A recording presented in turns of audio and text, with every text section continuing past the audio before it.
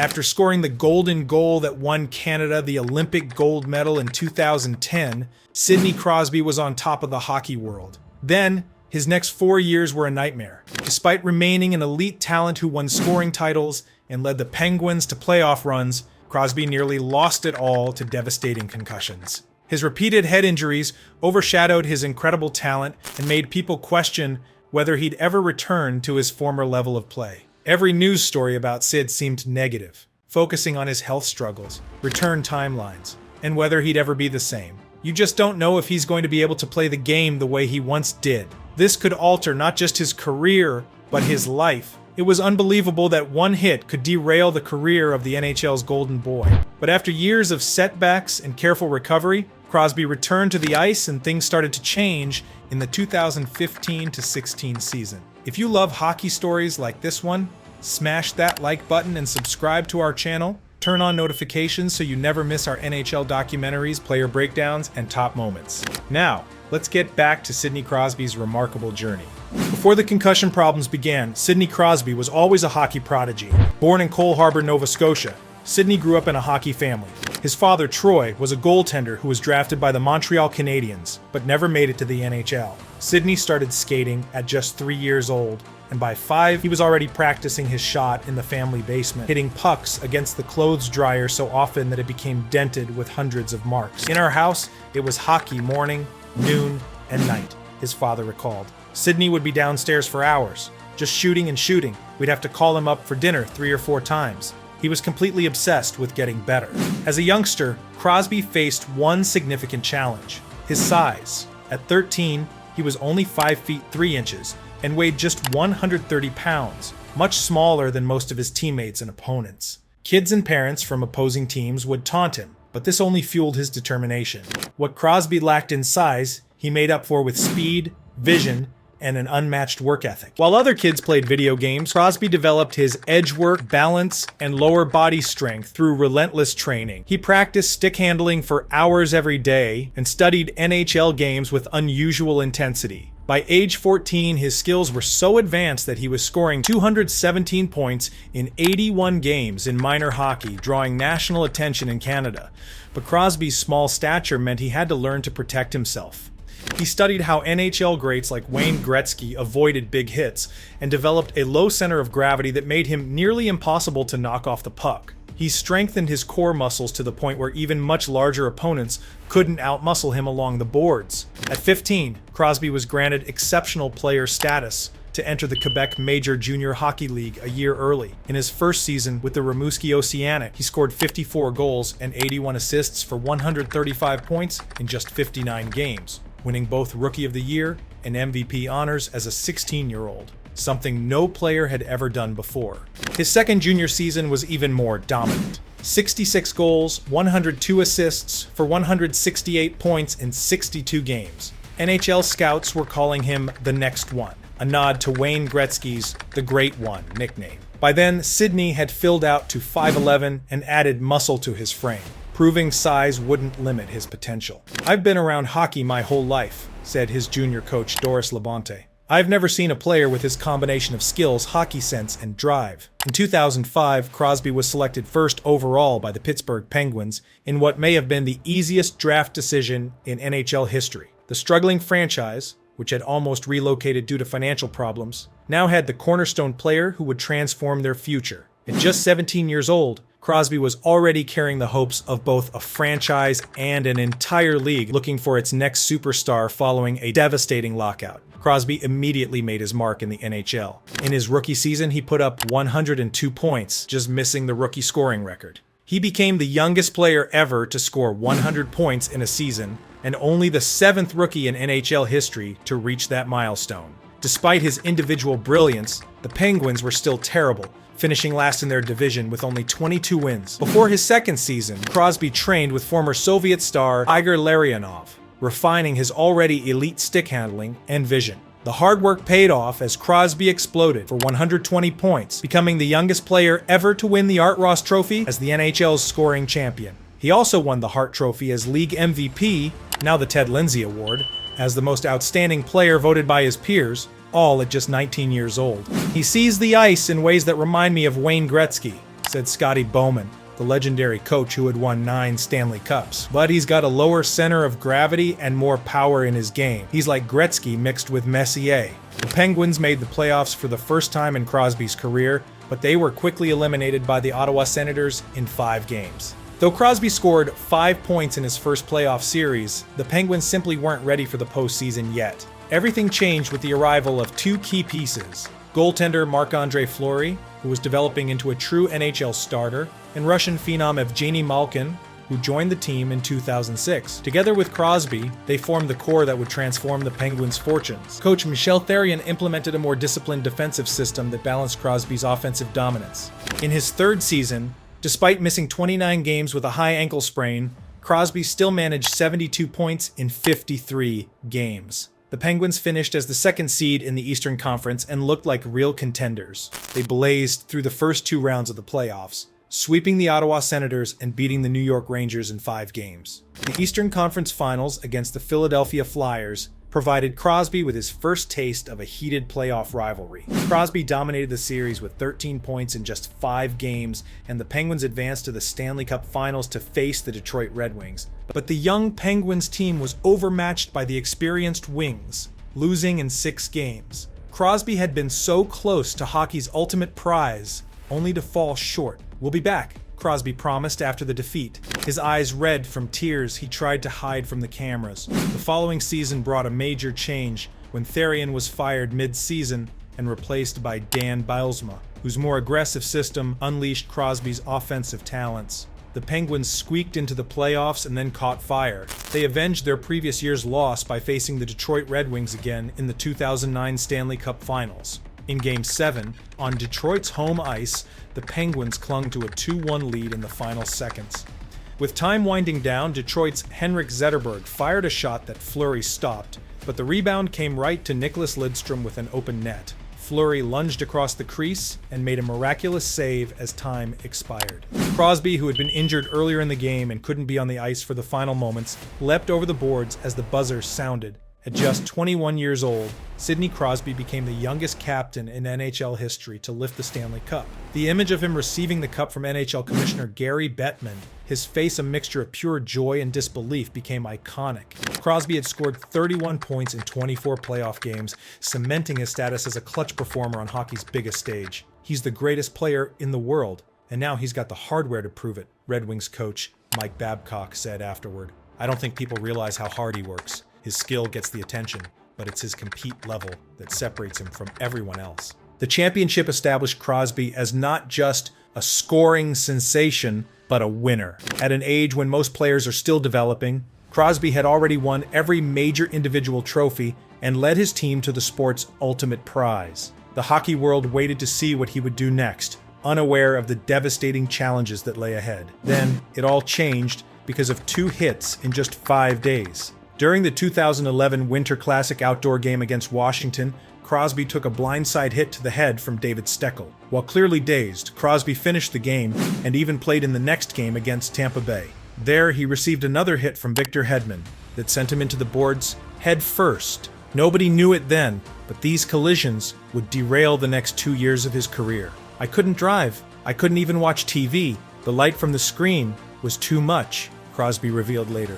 "I'd sit in a dark room waiting for the symptoms to pass. Some days were okay, but then I'd try to exercise a little and everything would come rushing back. The headaches, the dizziness, the fogginess." The diagnosis was a severe concussion, but unlike a broken bone with a clear recovery timeline, brain injuries are unpredictable. Days turned into weeks, weeks into months. Crosby missed the remainder of the 2010-11 season, sitting out 41 games as the hockey world wondered if the sport's biggest star would ever be the same. In the fall of 2011, after nearly 10 months of recovery and working with specialists from around the world, Crosby finally returned to the ice. In his first game back, he scored 2 goals and added 2 assists, looking as though he'd never left. But the comeback lasted just 8 games before the symptoms returned after a collision with Boston's David Krejci. "He's got to be wondering if this is how his career ends," said NBC analyst Mike Milbury, a generational talent who might never get to fulfill his potential because of something completely out of his control. Crosby sat out another 40 games, consulting with new doctors and trying experimental treatments. In a desperate search for answers, he even had his neck examined and discovered a previously undiagnosed soft tissue injury that might have been contributing to his symptoms. The media speculation was relentless. Every day brought new rumors and opinions about Crosby's condition. Some questioned his toughness, while others wondered if the Penguins were hiding the true severity of his injury. Hockey insiders debated whether he would ever play again. The scary part isn't just his career, it's his life, said former NHL player and concussion awareness advocate Keith Primo. We're talking about a 24-year-old kid who can't live a normal life right now. Hockey has to be secondary. As the 2012 playoffs approached, Penguins fans hoped for Crosby's return, but he wasn't ready. The team was eliminated in the first round by the Philadelphia Flyers, and the hockey world faced the very real possibility that Sidney Crosby, the face of the NHL and Canada's golden boy, might become the sport's greatest what-if story. The concussion wasn't Crosby's only concern. During his recovery, other physical problems emerged. He developed severe neck pain that doctors initially thought was part of his concussion symptoms. The vestibular system in his inner ear, which controls balance, was damaged, making him dizzy during the simplest hockey movements. Even worse, his soft tissue injury in his neck mimicked concussion symptoms, confusing doctors further. "It's like being stuck in a fog that never lifts," Crosby said during one frustrated interview. "The hardest part is not knowing. With a broken leg, you know it's 6 weeks. With this, it could be tomorrow, next month, or never."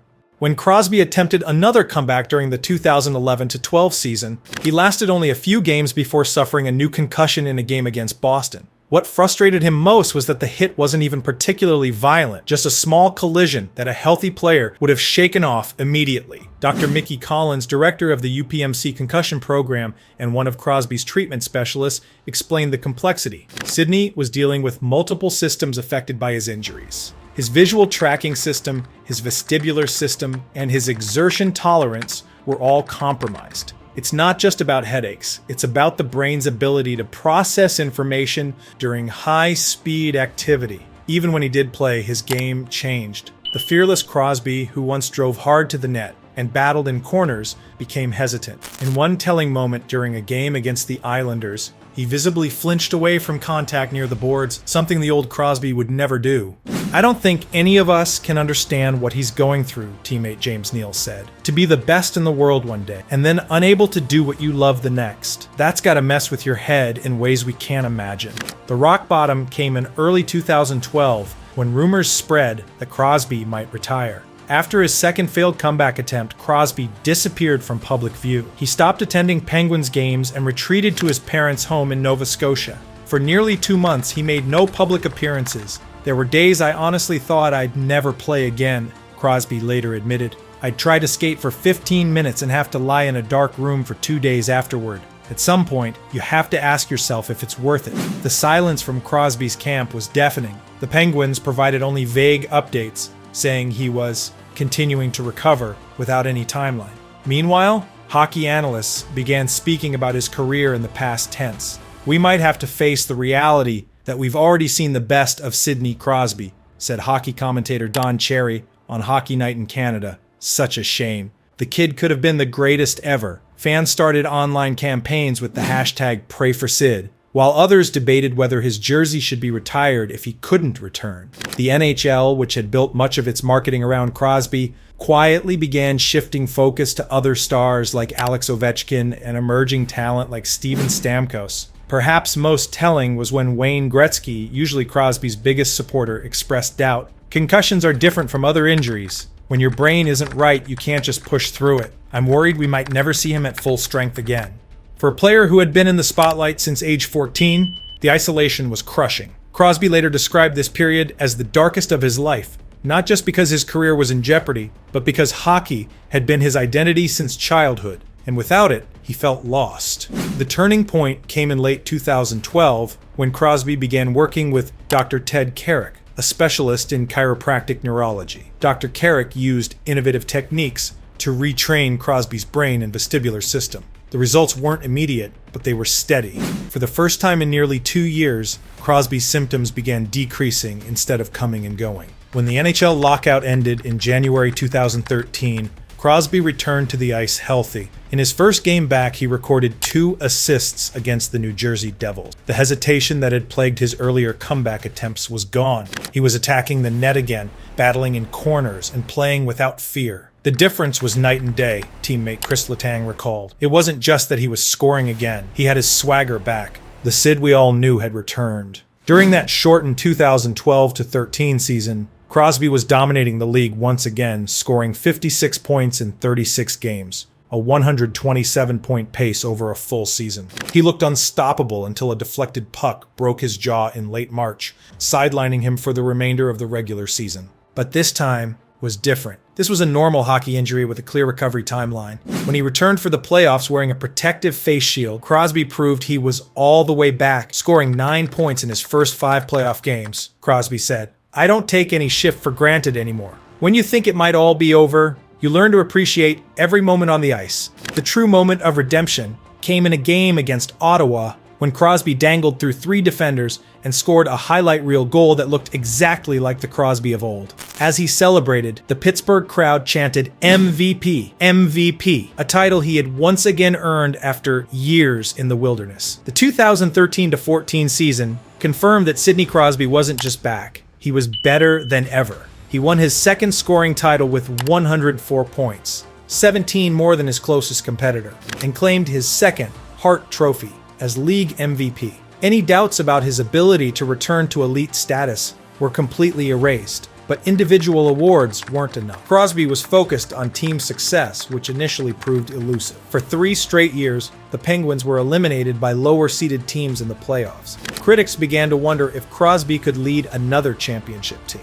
Then came a major change. In December 2015, the Penguins fired their coach and promoted Mike Sullivan from their minor league team. Sullivan immediately connected with Crosby, rebuilding his confidence. Under the new coach, Crosby caught fire, scoring 66 points in his final 52 games. "He challenged me to be better," Crosby said of Sullivan. "Sometimes you need someone to push you out of your comfort zone. He made me remember what made me successful in the first place." The 2016 playoffs became Crosby's masterpiece. He led the Penguins past the Rangers, Capitals, and Lightning to reach the Stanley Cup finals against the San Jose Sharks. Though he didn't score a goal in the finals, Crosby controlled every game with his playmaking and defensive work. When the Penguins won in 6 games, Crosby was awarded the Conn Smythe Trophy as playoff MVP. But his greatest achievement came the following year. The Penguins faced enormous obstacles in the 2017 playoffs, including injuries to key defensemen. But Crosby put the team on his back. In the finals against Nashville,